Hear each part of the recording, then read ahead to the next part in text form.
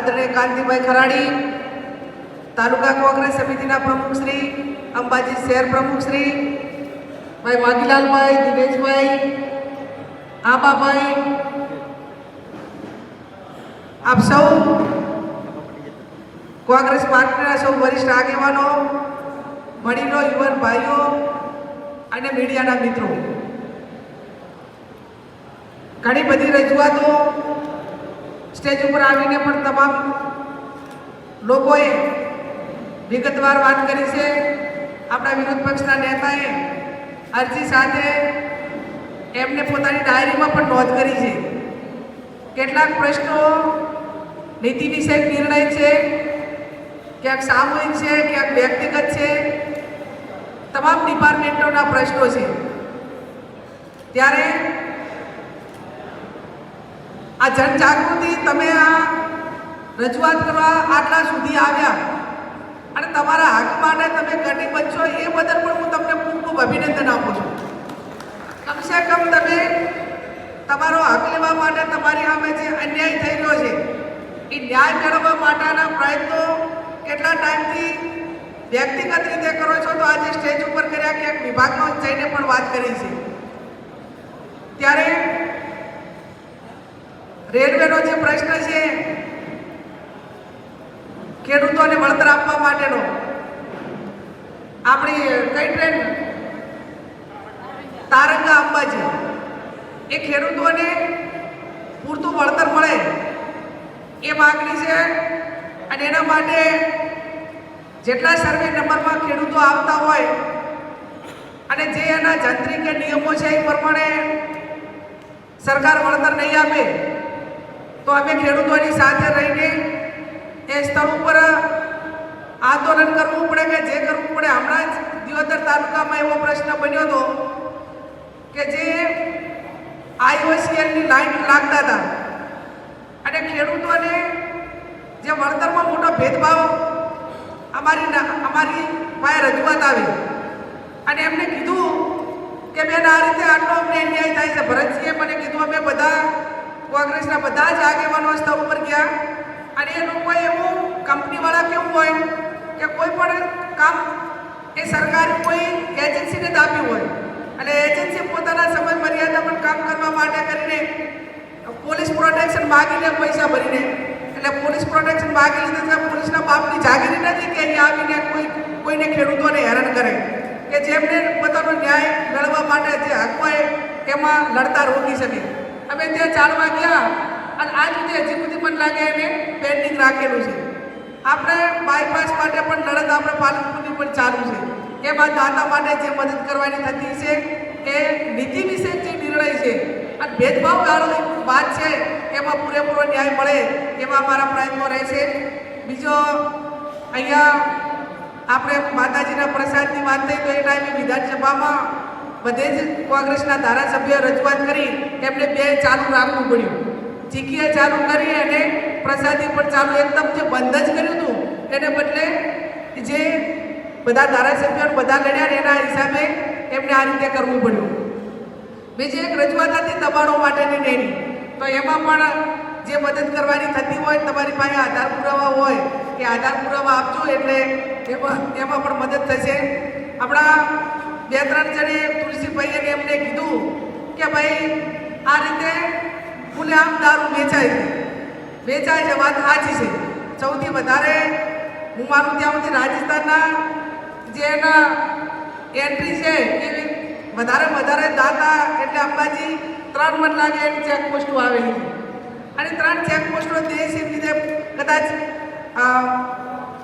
આપણો જે વિદેશી દારૂ છે બીજા રાજ્યનો એ કદાચ ત્યાંથી આવતું છે ચેકપોસ્ટથી, પણ દેશી દારૂની વાત થઈ તો પાડવાવાળા એના સ્થાનિક લોકો જશે।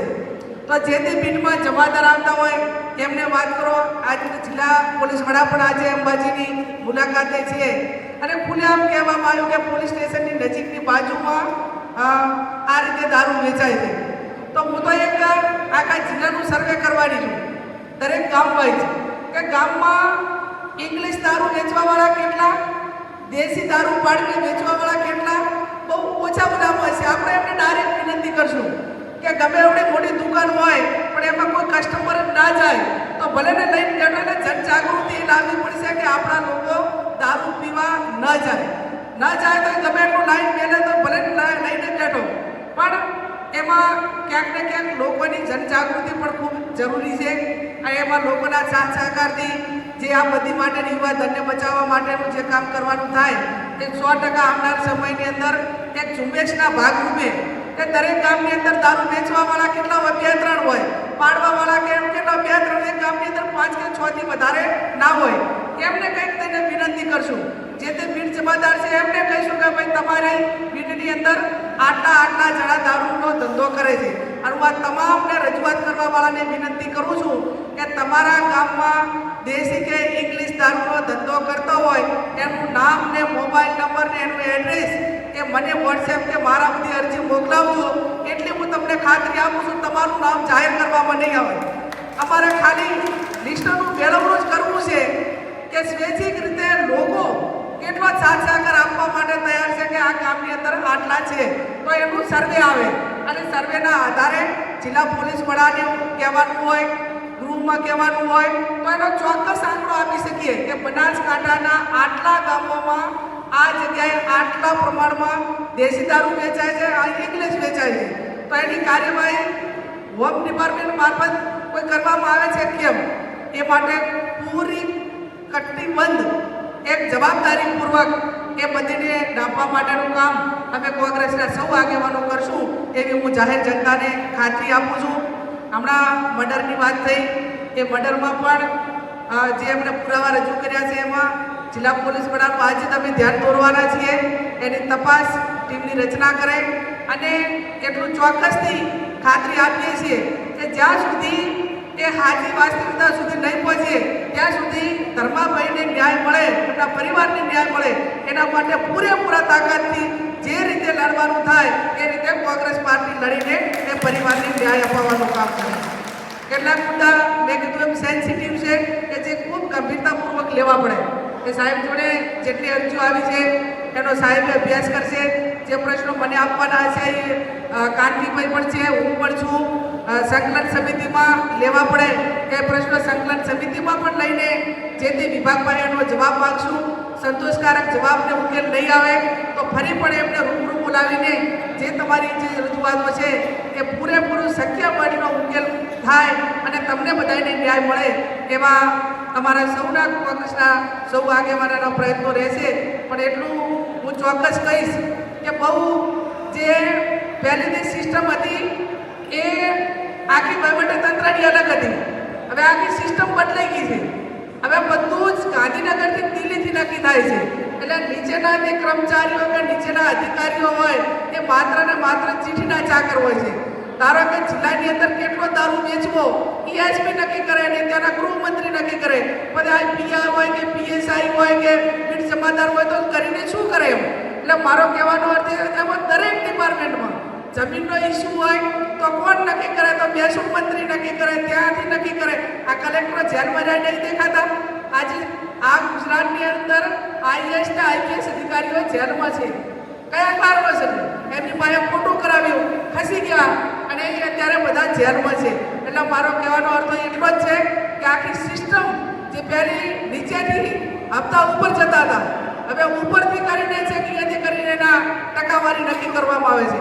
અને આવા વહીવટની સામે જનજાગૃતિ લાવીને સૌથી પહેલું તો સત્તા પરિવર્તન થાય અને સત્તા પરિવર્તન માટે કરીને લોકોએ જેમ આજે બનાસકાંઠાની જનતાને અભિનંદન આપવું પડે કે જે છબીની હેડ્રિકની વાતો કરતા હતા એને તોડવાનું કામ એ બનાસકાંઠાની જનતાએ કર્યું ને એમાં દાંતા તાલુકે પણ લીડ આપીને એ જે એમનો રેકોર્ડ એ જે વાતો કરતા હતા એ શું નથી કર્યું તમને ખબર છે, તમને બધાને ખબર છે. આ બેઠા એટલાને કે દાંતા વિધાનસભાની સીટમાં જેટલા આપણા ગામો આવે છે એ તમામ ગામોમાં આપણે કહેવા જઈએ તો સામ દામ દંડ ભેદ એટલે પૈસા હોય, પોલીસ હોય, દારૂવાની વાત હોય, કોઈ પૈસા આપીને આપણા એજન્ટોને ફોડવાની વાત કરી હોય, એમ કરતાં કરતાં મારા અનુમાન પ્રમાણે દાંતા વિધાનસભામાં 20 થી 25,000 વોટ પૂરા કર્યા છે.